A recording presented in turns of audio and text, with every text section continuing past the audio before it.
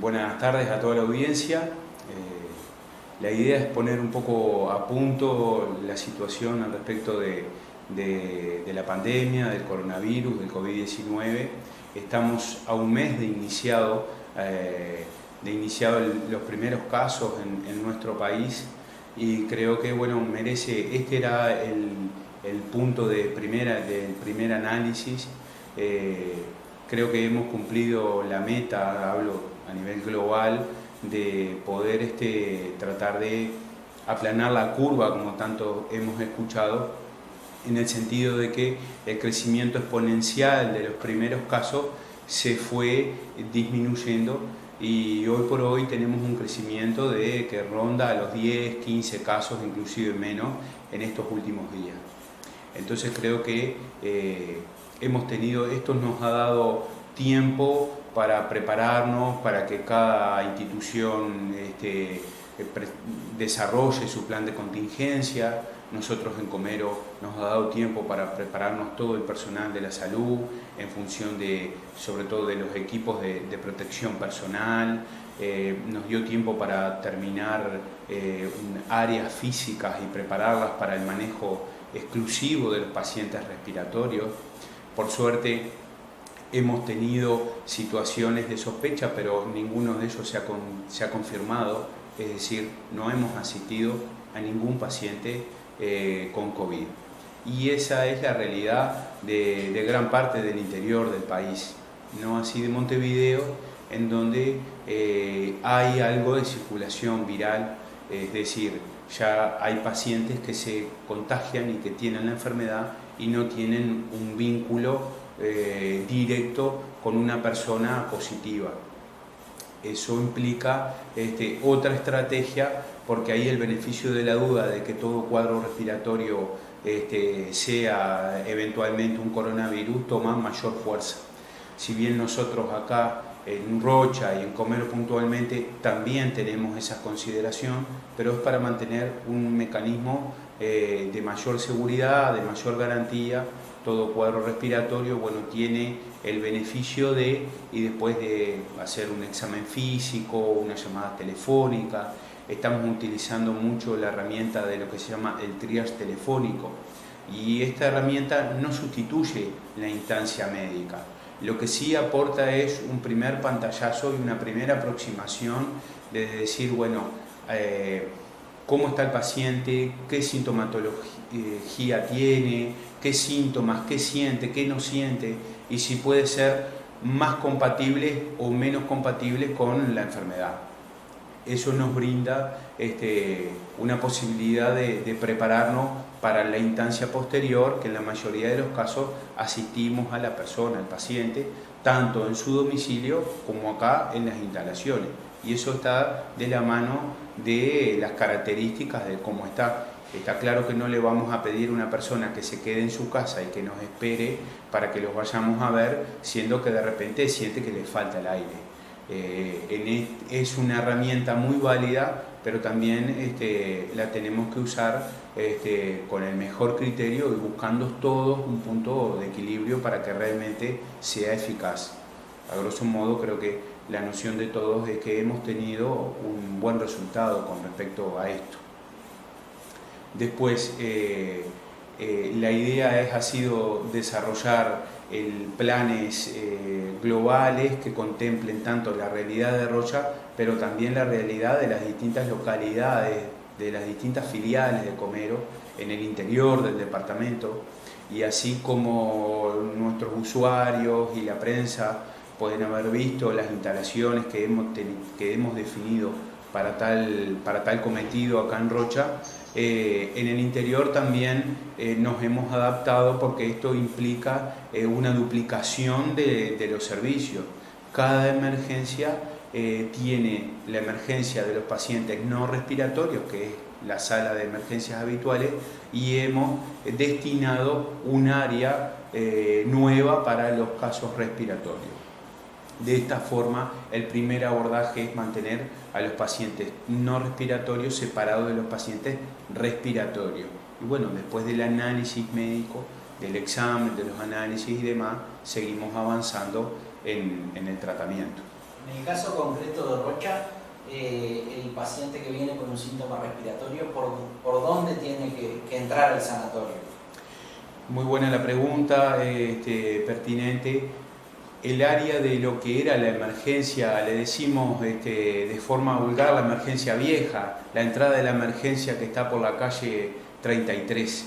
Ahí está destinada, son todas las instalaciones donde era la emergencia previa, que ya venían en un proceso de remodelación, y bueno, ahora tomamos toda esa área, se completó, se hizo un trabajo que ha sido contrarreloj, y aprovecho un poco la instancia para saludar a todos los compañeros que estuvieron trabajando día y noche para que esas instalaciones quedaran en óptimas condiciones como para recibir a los pacientes respiratorios.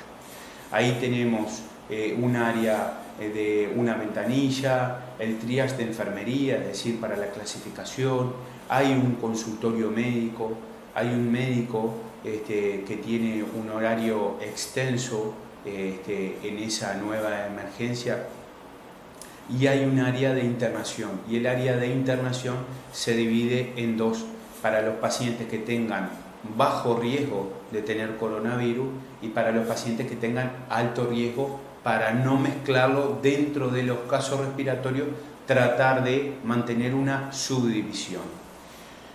Para el caso concreto de los pacientes y de las personas que vamos a asistir ahí, la gran mayoría de ellos ya vienen con una instancia médica previa.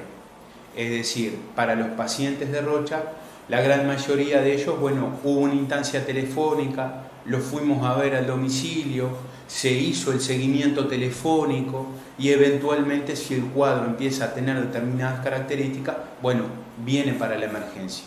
Es de forma muy puntual las personas que vienen directamente ahí y que no hayan tenido una instancia previa, aunque sea telefónica. La idea de esto es que nos permite tratar de discernir un poquito más a qué cuadro nos estamos enfrentando. ¿El análisis del protocolo cómo se realiza? El protocolo del análisis. El protocolo en realidad implica que cualquier persona que consulta por síntomas respiratorios, estamos instando a que se asista en domicilio, siempre y cuando el cuadro clínico lo permita. Si es una persona que tiene falta de aire, que está que se siente mal, bueno, ahí lo vamos a buscar en la ambulancia y lo traemos directamente para ahí. Pero el protocolo, como la línea general, sería una primera instancia telefónica, la persona llama, le hacemos la devolución telefónica, lo vamos a ver.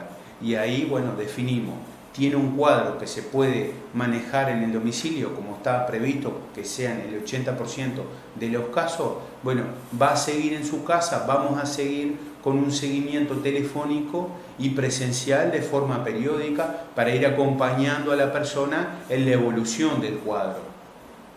Después hay un grupo menor que va a tener de repente un cuadro un poco más avanzado y esa persona no va a tener margen de manejarlo en el domicilio, lo vamos a traer a la emergencia. Entramos en una fecha de síntomas confusos ahora. Estamos entrando, y sobre todo en estos primeros fríos, en una época en la cual nos ofrece un mayor desafío aún, porque empiezan a ver los cuadros respiratorios. Y nosotros en Rocha no tenemos la circulación, no tenemos la constatación de que el virus circule. Y tenemos más de 20 estudios hechos por distintos tipos de cuadros. Y ninguno de ellos ha dado positivo. Esto me estoy refiriendo para los rochenses, ¿verdad?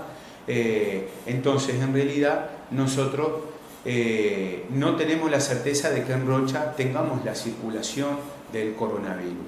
Pero claro, es una línea muy delicada, ¿sí? Porque el virus está circulando a nivel nacional y sobre todo en lo que es Montevideo y el área metropolitana. Y esta situación de que todavía no está en Rocha, no sabemos cuándo esa situación cambie. Por eso todos los cuadros respiratorios, nosotros para las primeras instancias estamos asumiendo de que le estamos dando el beneficio de la duda de que como si lo tuviera, y por eso estamos maximizando las medidas de seguridad para la persona para el equipo de salud y sobre todo para que tampoco nosotros nos convertamos en los transmisores del virus, ¿verdad? Entonces, por eso estamos maximizando toda esta respuesta. Está siendo exagerada en estos primeros momentos y bueno, capaz que de repente podría ser una conclusión inicial, pero también es la que nos está brindando las garantías para justamente para tratar de separar estas situaciones y bueno, y evitar un posible contagio dentro de la misma población y dentro del mismo equipo de salud. ¿Capacidad de internación a nivel departamental? Sí, tenemos aquí cuando hablamos de las capacidades de internación, tanto como de las camas de CTI, de los ventiladores, de la dotación de los ventiladores que han tomado un protagonismo que si bien siempre están y siempre son un rol fundamental en toda la enfermedad grave, pero bueno, esta coyuntura los ha expuesto un poco más y han tomado determinado protagonismo. Para hacer el análisis de todo esto es muy importante tener la perspectiva de cómo se comporta la enfermedad. Y aquí está el 80-20, es decir, el 80% de las personas que se enfermen van a desarrollar un cuadro leve.